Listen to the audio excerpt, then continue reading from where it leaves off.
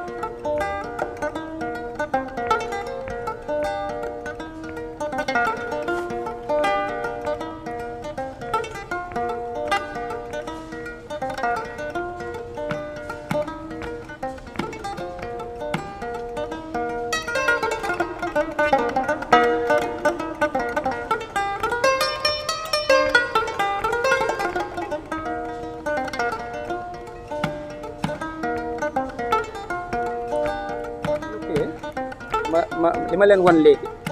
ma wan leen def ay ci ay vidéo ngeen gën ko mën a apprécier.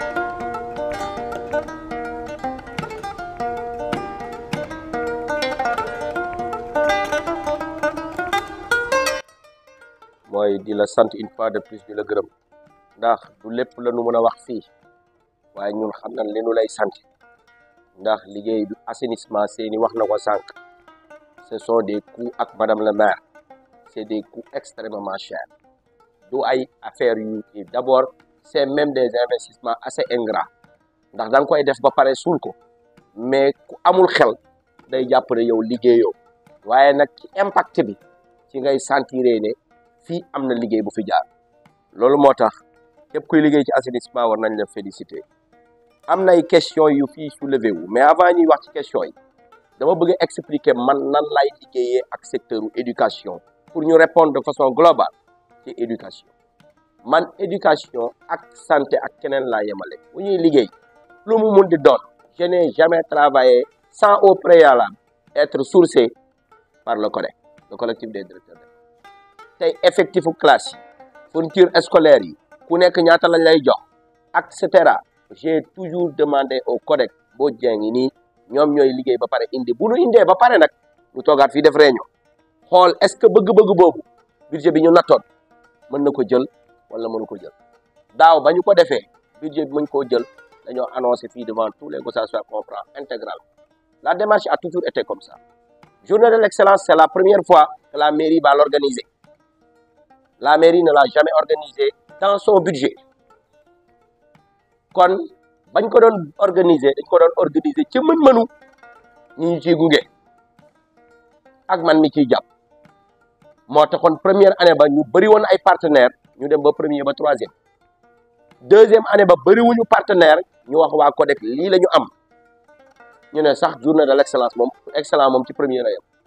ñu yemale ko fa waaye lu mu ci mun di doon deuxième bi ma ngay rayante pour nekk premier rep parce que moom jàpp na ne peut-être benn la ñuy joxe mais suñu amee moyens yu doy parce que lii dañoo natt dinañ ko def loolu ci lay profité sax tontuwaale secours yi c'est la même chose ay joxe nañ ko politiquement joxe nañ ko de façon démocratique dama ne budget mairie Gossas musu ñu fee joxe dara politiquement man maa wax loolu secours aux indigents def nañ ko fi ba tay yéen ñëpp boote ngeen fi compte administratif gis ngeen ba tay ne amoon nañu ay moyens yi nga xam ne mën nañoo dimbali askan bi soulager suñu budget ça ne signifie pas que ne xaalis buñ fi bàyyi la les 300 millions qu'on vote amuñu ko mais bu fekkente ne mën nañoo dimbali askan bi soulager poste boobu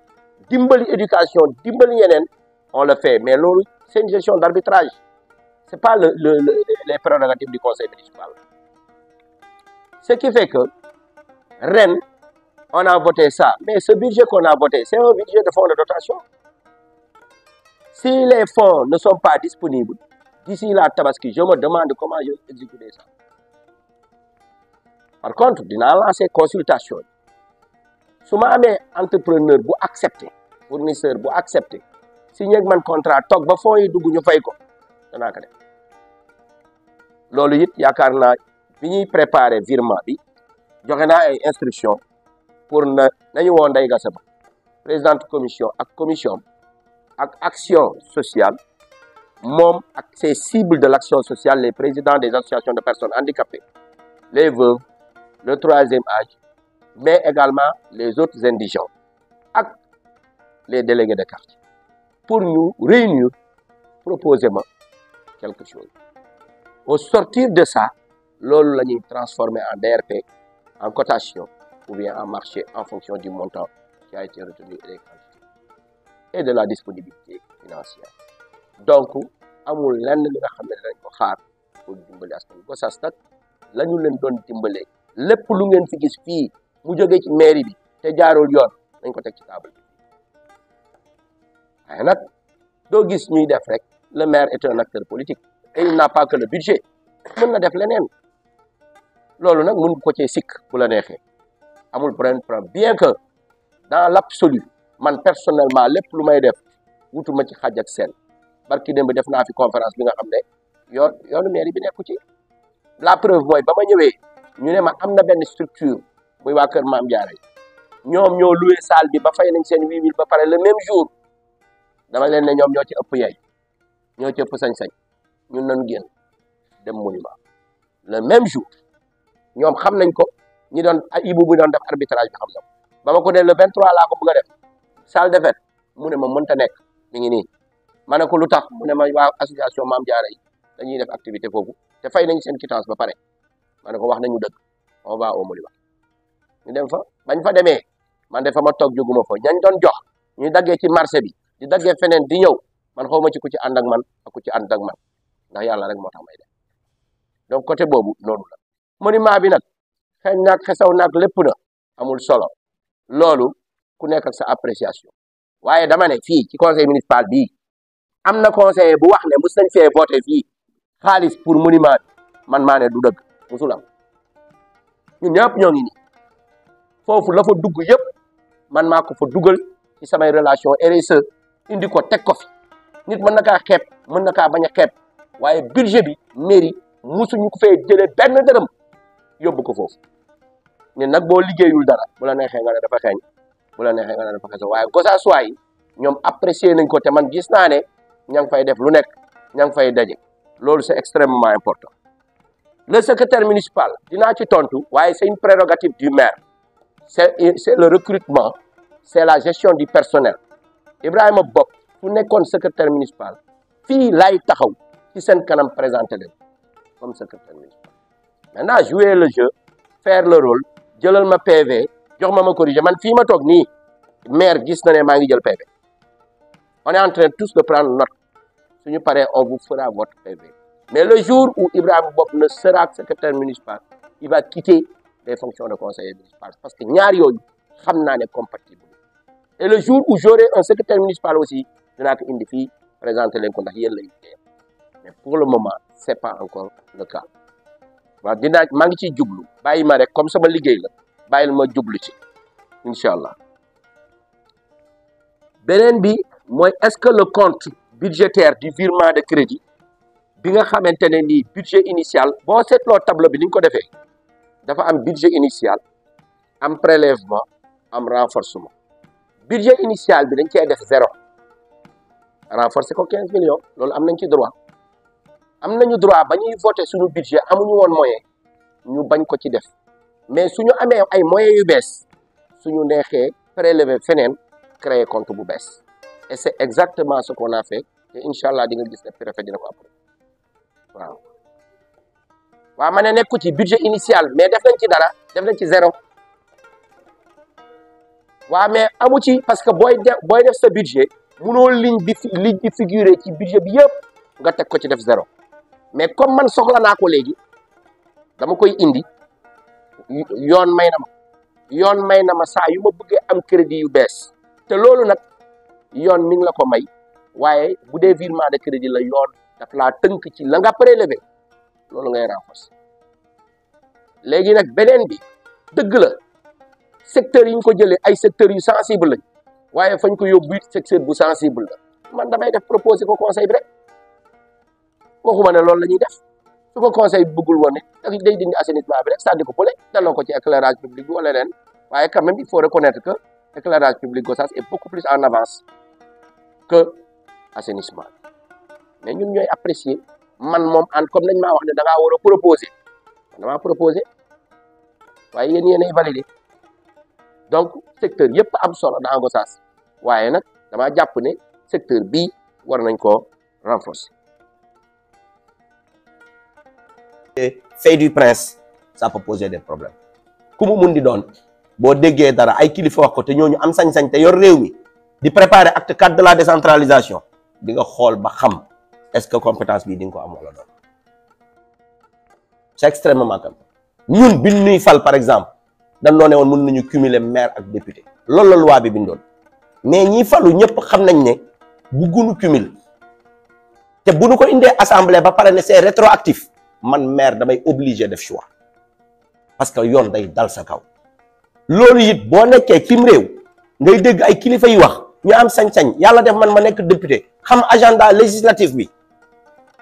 am na yi nga xamante ne nii da ngay teg sa tànk tuuti da ngay tey bay tekki wala yoon ci loolu la ñu nekk waa ama ku yorul dëkk bi mayew munoo maye terrain bu nit ñi di ñëw di la wax waxi terrain waxantuma la ak man mi yor dëkk bi li may wax ci waxi terrain kenn xamul nu mu toll te su ma sañoon ma joxe ko waaye su ma sañoon Gossas gii ku ma jox terrain doo ci am jafe-jafe mbir nag du loo xam lépp ngay def mais xëy na ni may gérer mun na bañ a jubu nit ñi am na ñi nga xam ne seen spécialité foncier la suñu sañoon man damay doon un maire orienté foncier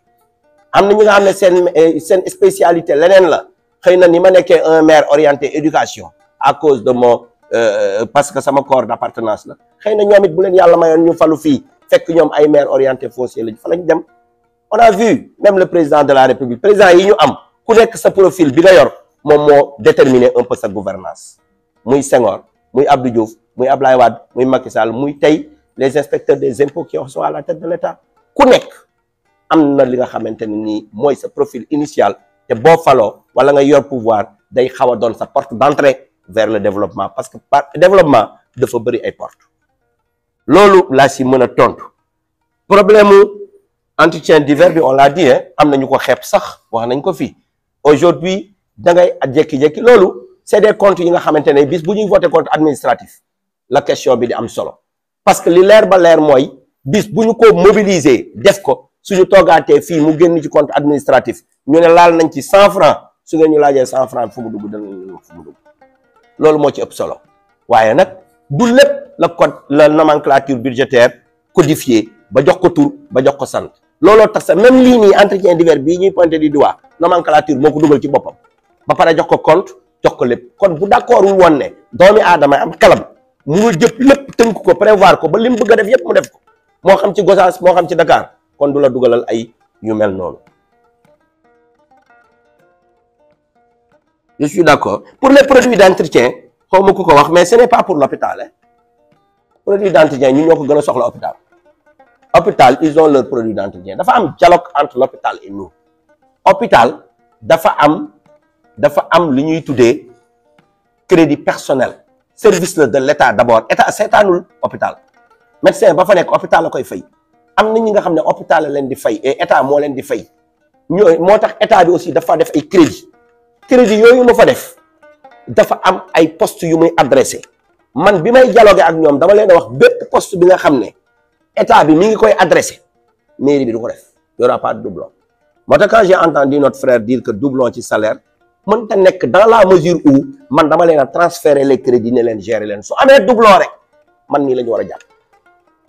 parce que man awma droit fay alors que transférer naa ko pour moom la fay koo transférer l'ensemble des fonds ne ko demal fayal kon lu tax may fay keneen vous ne verrez jamais de 2022 bi ma fi nekkee ba léegi kenn ku ñuy fay hôpital en doublon fekk man ni maa koy fay muy fay ku ñu trésor ko en doublon laa wax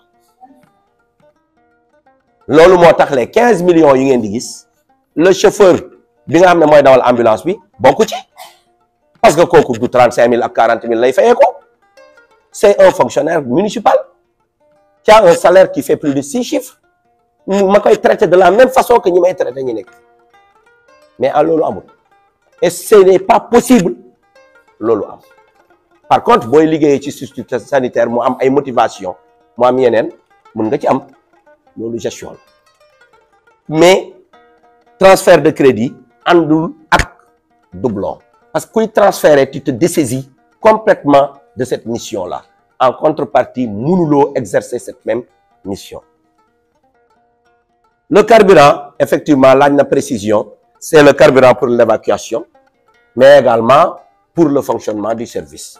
en ce qui concerne le poste de santé de Keur Elhadji mais en ce qui concerne le centre de santé c'est uniquement carburant pour évacuation parce que ñoom am nañu carburant pour leur propre fonctionnement en tant que service mais même carburant boobu waxtaanee nañ ko lu bari. On a regardé sur les nombres de personnes qu'on évacue il y a que 42% qui habitent la commune de Gossas il y a 18% qui n'habitent pas dans le département mooy accident yi fi am pendant les événements religieux ak affaire yu demee noonu ñu mobiliser leen dem dugal leen mais franchement man je n'irai pas jusqu'à dire carburant bi uniquement ku dëkk commune Gossas lañ koy mobiliser je laisse à l'appréciation du médecin je laisse à l'appréciation du CDC et du CDS etc. mais loolu noonu moom mooy li nga xam ne moom moo am ci évacuation yi donc produit d'entretien leeral naa ko rémunération diverse effectivement c'est un compte qui existe mais day fekk le maire veut garder la main si le maire veut lui-même rémunérer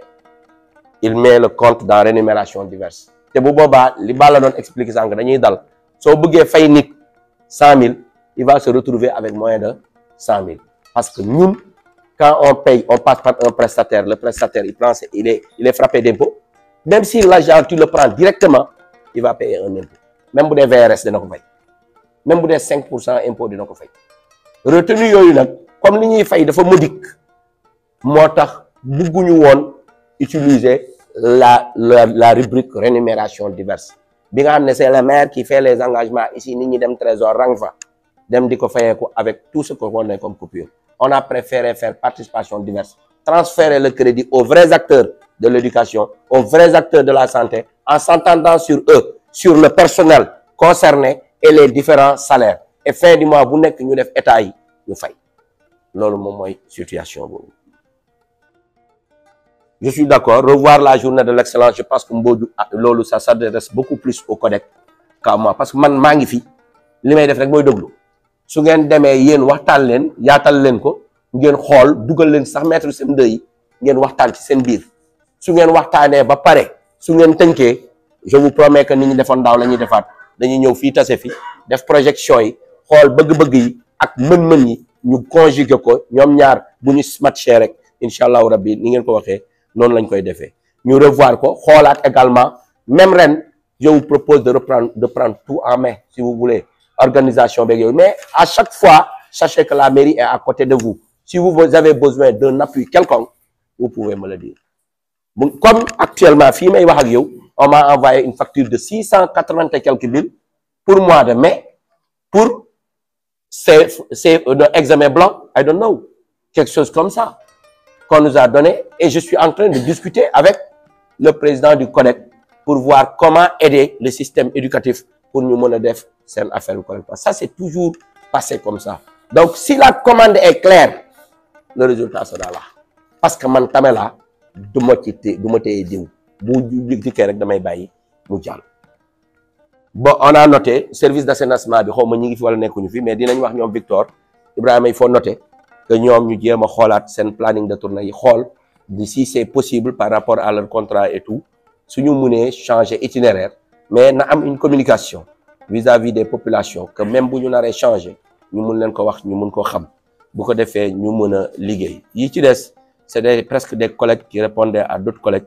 te man bëgguma dugg ci loolu bi ci ëpp importance mooy l'eau n'est pas une malédiction je suis d'accord avec vous malheureusement nous avons tellement subi les inondations Badiane qu'on a oublié que c'était une bénédiction ñun ñii ñëpp taxaw nañu di ko politiquer di yuuxu di jooy di naan bu mu jeex sax di tax wax yàlla ji yal na taw fekk en vérité suñu bëgg-bëgg ak suñuy dessein rek moo nu ko tax a jox waaye en vérité l'eau n'a jamais été une malédiction. L'eau a toujours été une bénédiction. Par contre, nous habitons mal. Puisque nous habitons mal, il faut qu'on revoie notre système d'assainissement. Mais je vous assure, quand on est parti en Allemagne l'année dernière, nous avons posé le problème, on nous a demandé de donner un projet structurant. Et dans le projet structurant qu'on a donné, on l'a appelé le Nexus eau, énergie, agriculture. C'est-à-dire, on a dit que bis bu ñu defaree suñu assainissement ba ñu am un partenaire bu ñu mën a defaral le bassin là ba mu yaatu ba ñu récupérer l'eau là-bas, on va utiliser l'énergie solaire pour pomper ndox bi parce que les Allemands ils aiment bien l'énergie solaire pour pomper ko def ko ci benn château d'eau bu tiim foofu. Après l'eau, on pourra déverser ça et l'amener vers des terres agricoles, surtout autour du marigot, mais également donner ça à la tannerie de nos parents morts qui ont besoin de beaucoup d'eau pour mener une activité artisanale, mais également créer même un abreuvoir pour les éleveurs, ils pourront utiliser ça. Et le projet a été fait, il a été très bien fait. Nous avons liggéey avec ARD, nous avons liggéey avec aussi la ville de Souabatch, et c'est pas Modou Fall qui devrait être là même pour voir carrément parce que l'ingénieur sans frontières qui s'est proposé de nous accompagner, ben ONG là, sur ce projet-là, dina fi envoyé quelqu'un au mois de juillet, si mes souvenirs sont exacts, dans la dernière décade, pour mu ñëw pour bu ndox mi dalee ci suuf mu xool système de ruissellement bi xool niveau bi am na ay matériel jumtuwaay yim ñu envoyé ci liste ñoo ngi xool ay gravimétrie I don't know yim ñu wax dinañ jéem a xool avec le ministère de l'hydraulique est-ce que dinañ ko mën a amal pour que mu mën a def étude bi carrément xam exactement ce qui est faisable. Moom il sera là, ils nous ont demandé de leur chercher ce matériel de gravimétrie et autres, mais également ils nous ont dit est-ce que amna kenn kuy wax allemand parce que dañoo naroon a daggal nit billet mu jógee foofu ñëw ba fii. Mais moi je leur ai dit que on a des jeunes parce que bi ma commencé dem Allemagne am nay jeunes yi nga xam ne ñu dëkk Dangu et ailleurs yi nga xamante ne nee nañ ma ñoom def nañu allemand et que bu ñëwee war nañu mën a accompagner ko dans le travail qu'on fait parce que ñun ñoo koy jël en charge et il va loger avec Pape Modou Fall. Donc ci liggéey boobu effectivement nous on s'est posé la même question que toi. On s'est dit que ok nañ jéem a dimbali nit ñi ba duñu taak yooyu mais à la fin de la journée